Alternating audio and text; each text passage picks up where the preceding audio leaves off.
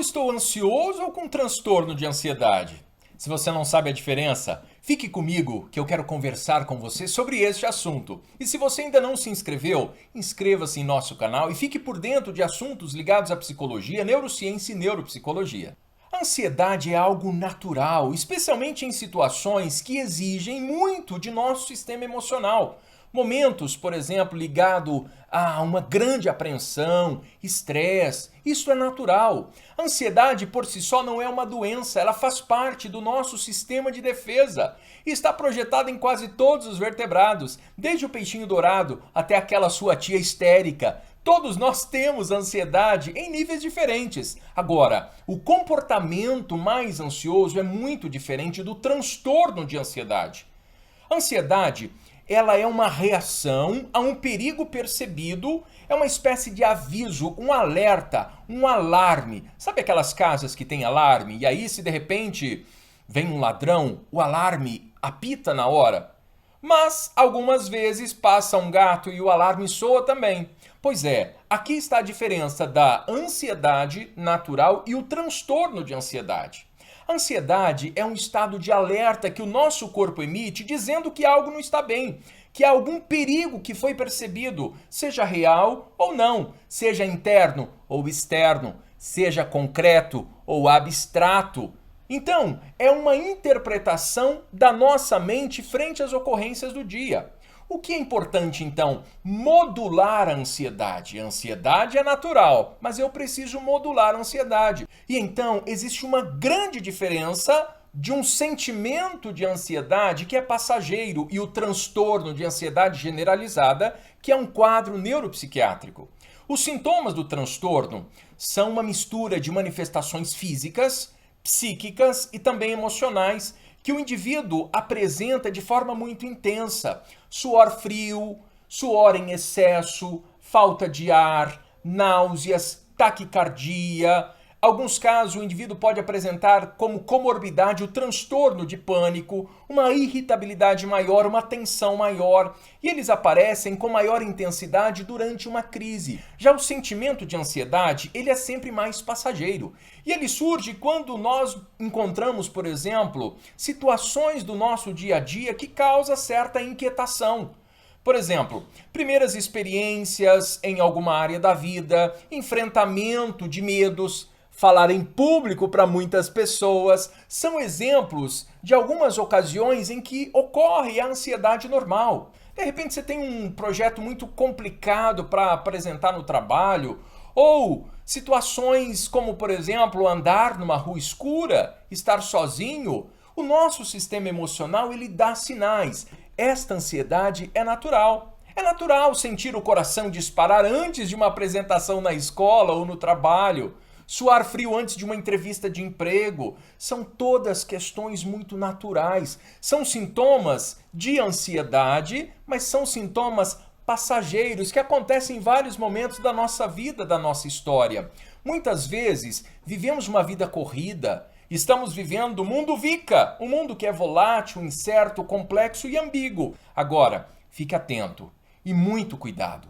Porque se você começar a ter sintomas de estresse e não cuidar, você passa a ter sintomas aumentados de ansiedade, que ainda não é um transtorno, mas já é para se preocupar. Porque se você não cuidar, você vai desenvolver um transtorno de ansiedade ou um transtorno de estresse. Se você não cuidar ainda, vem outras comorbidades. Pode vir o pânico, pode vir fobias. E se você não cuidar, você pode desembocar num transtorno de depressão. É necessário você cuidar destes momentos. Se você perceber que está tendo picos muito exagerados de ansiedade ou de estresse, cuide-se. Existem diversas técnicas para isso. Fique conosco que eu quero compartilhar com você algumas técnicas muito simples que você pode utilizar no seu dia a dia. Agora, quando a ansiedade passa a ser um problema, quando ela começa de verdade a mexer com a vida da pessoa, é um ponto de exclamação. Você precisa de cuidado médico. Quando a sensação de ansiedade ocorre de forma desproporcional ao problema que é apresentado, e os sintomas que se demoram por muito mais tempo, normalmente mais de 6 meses é o mais comum, já pode ser um grande sinal de algum distúrbio ligado ao transtorno de ansiedade. A maior diferença entre eles é muito clara. O primeiro, ele é crônico e é leve, é menos intenso. Agora o segundo, o indivíduo está num estado emocional de desequilíbrio. Quando nós pensamos em gênero, homem, mulher, as mulheres sofrem muito mais de ansiedade e também de transtorno de ansiedade. Grande parte até mesmo por questões orgânicas, fisiológicas. As mulheres, todo mês, elas têm uma privação cerebral de duas substâncias muito importantes. São substâncias calmantes e até antidepressivas. Eu estou falando do estrógeno e da progesterona. Estes dois hormônios, essas duas químicas, elas contribuem muito para um gerenciamento de ansiedade. Como as mulheres, nesse período de TPM, estão com falta dessas substâncias, é muito comum que as mulheres, mensalmente, ali no período de TPM, elas ficam com sua ansiedade aumentada. Agora, falando em transtorno de ansiedade, o Brasil é um dos campeões mundiais no consumo de medicamentos que combatem a ansiedade e também a depressão. Mas aqui, em relação à ansiedade, o Brasil é o maior consumidor de Rivotril do planeta. O Brasil é o país mais ansioso do mundo. É um número exorbitante de brasileiros. 1 a cada 3 brasileiros sofrem ou sofrerão de transtorno de ansiedade algum dia da sua vida. Quando nós falamos então no transtorno de ansiedade, é muito importante que faça um diagnóstico adequado. Obviamente, nós temos um profissional que é encarregado de fazer o diagnóstico de ansiedade e de outros transtornos neuropsiquiátricos, que é o médico psiquiatra. Obviamente que o psicólogo também pode fazer esse diagnóstico e tomar uma decisão se irá encaminhar para o médico avaliar, de repente, uma necessidade de intervenção medicamentosa, ou se for um quadro de ansiedade leve, a própria psicoterapia já é suficiente. Esta pessoa precisa de cuidados. No que se refere ao diagnóstico, é importante traçar um diagnóstico diferencial, porque o transtorno de ansiedade é uma grande categoria que envolve o transtorno do pânico, agorafobia, o próprio transtorno de ansiedade generalizada, ansiedade social ou fobia social. Nós temos ainda o TOC, o transtorno obsessivo compulsivo, fobias específicas e também o TEPT, o transtorno de estresse pós-traumático. Todos estes transtornos estão ligados ao transtorno de ansiedade. Os sintomas podem variar de pessoa para pessoa. Eu citei alguns dos sintomas mais comuns, mas pode ter uma variação. Os mais comuns são inquietação, fadiga, um cansaço muito intenso. Pense o seguinte, o indivíduo está em alerta 24 horas, o organismo dele está assim. Existem algumas áreas do corpo dele, aqui eu estou falando, por exemplo, das glândulas suprarrenais, as conhecidas como adrenais, que produzem adrenalina. O indivíduo, quando está num transtorno de ansiedade, essa adrenal está extremamente sobrecarregada na produção de adrenalina e cortisol. O indivíduo está com o seu corpo carregado de adrenalina e cortisol. E só por isso já é uma grande perda, porque excesso de cortisol é neurotóxico, mata neurônio. Excesso de adrenalina detona o sistema imunológico, os leucócitos, fagócitos, linfócitos. Portanto, é muito importante que o indivíduo, quando está no transtorno de ansiedade, ter uma terapêutica adequada. Dentre os sintomas, aparece também irritabilidade, o indivíduo tem uma alta irritabilidade, mas também dificuldade de concentração, dificuldade de foco. Todo o organismo do indivíduo está ligado à luta ou fuga, defesa, porque para ele existe um perigo iminente que está para acontecer. A atenção está enviesada para o foco da ansiedade. O indivíduo vai apresentar também uma tensão muscular muito grande. Existem outras queixas de outros sintomas que também podem estar associadas ao transtorno de ansiedade generalizada. Aqui, por exemplo, algumas pessoas apresentam palpitações, falta de ar, taquicardia, aumento de pressão arterial, sudorese excessiva. Por que tem sudorese excessiva? Porque o indivíduo tem taquicardia. A taquicardia, isto é, a batedeira cardíaca, faz com que o indivíduo aumente a temperatura basal. E o corpo, como defesa, faz com que o indivíduo sue numa tentativa de baixar essa temperatura. Também pode apresentar dores de cabeça, alterações dos hábitos intestinais, náuseas, aperto no peito, dores musculares. Todos estes sintomas podem ser sintomas de transtorno de ansiedade generalizada.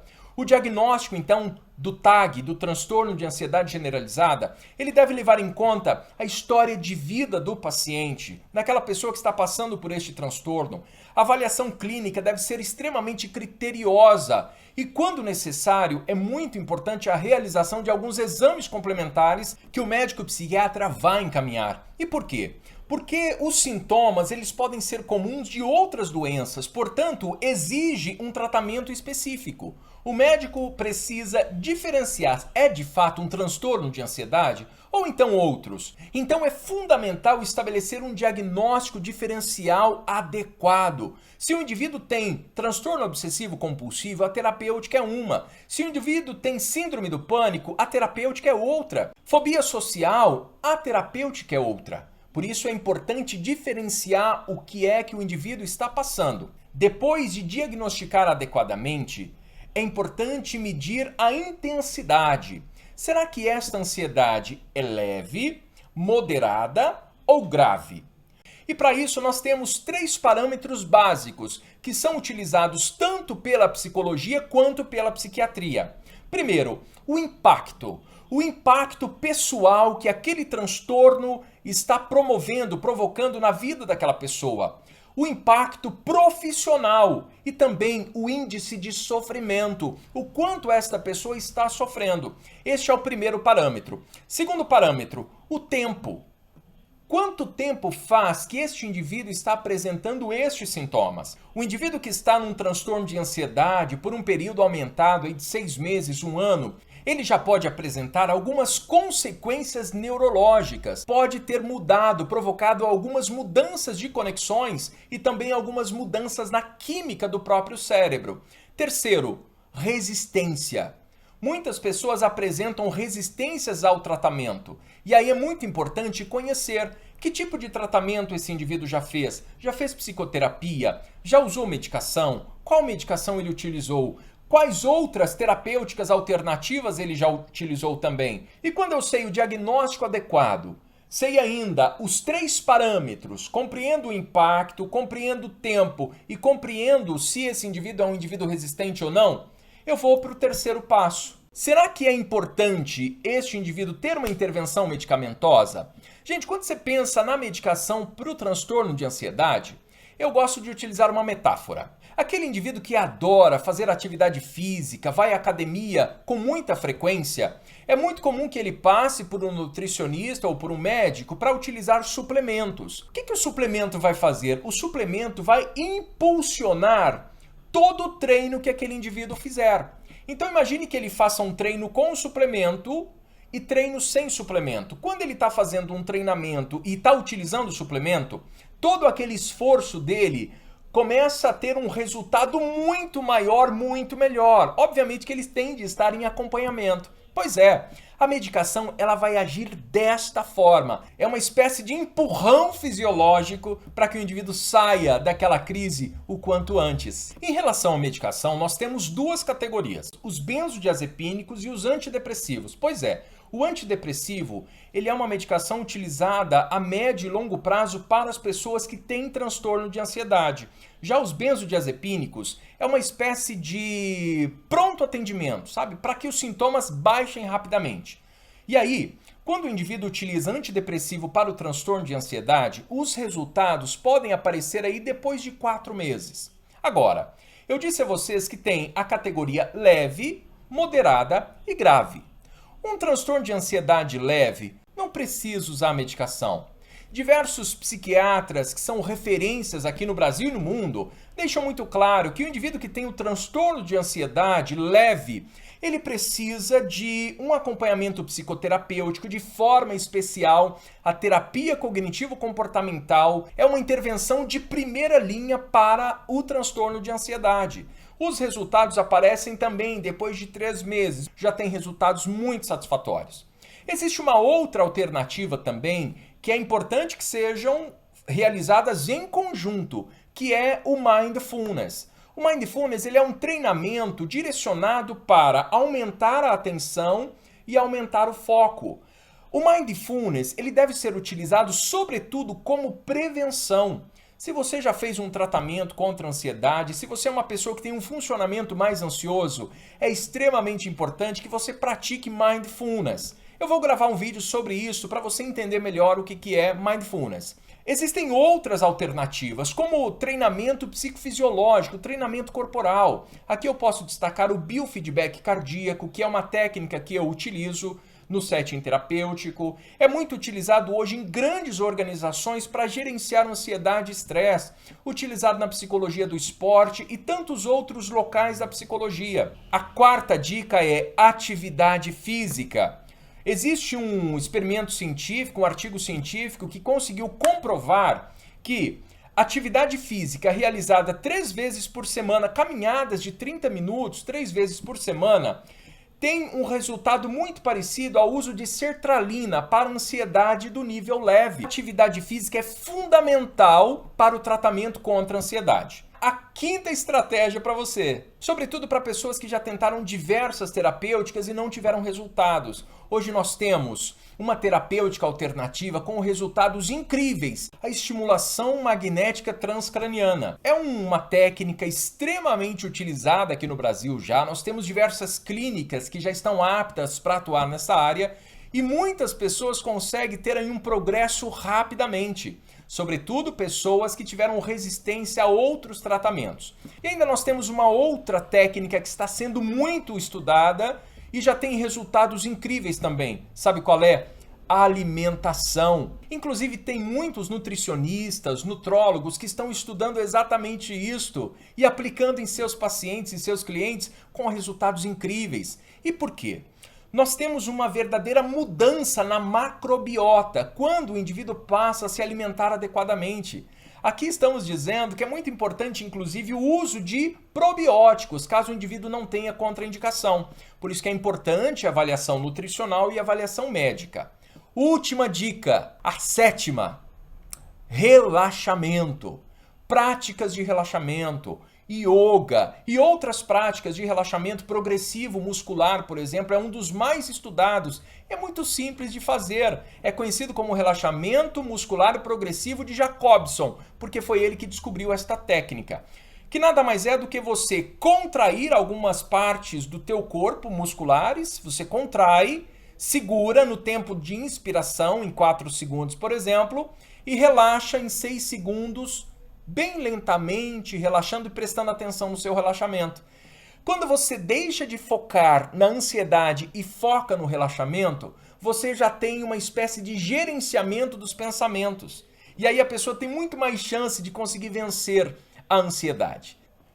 Terapia cognitivo-comportamental, mudanças de hábitos, atividade física, relaxamento e respiração. Aprenda a inspirar e expirar. Treine isto fora do pico de ansiedade. Treine isso por dia, durante 15 minutos, 3 vezes ao dia, inspirando em 4 segundos pela narina, soltando em 6 segundos pela boca. Faça isso olhando, por exemplo, um pacer.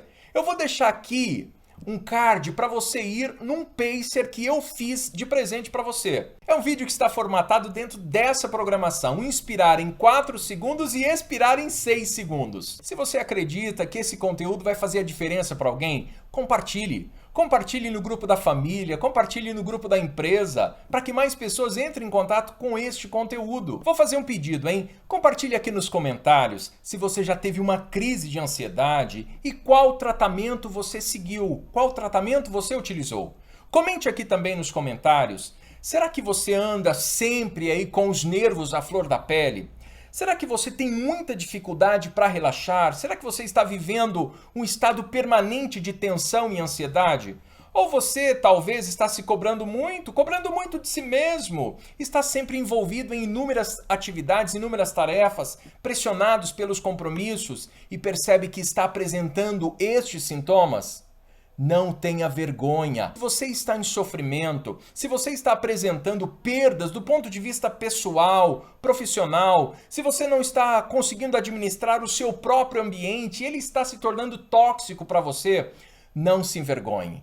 Vá em busca de ajuda, peça auxílio profissional adequado, porque o transtorno de ansiedade é uma doença como outra qualquer e precisa de terapêutica adequada. E se você chegou até aqui, gratidão imensa por tudo e conte sempre com o meu melhor. Até o próximo vídeo.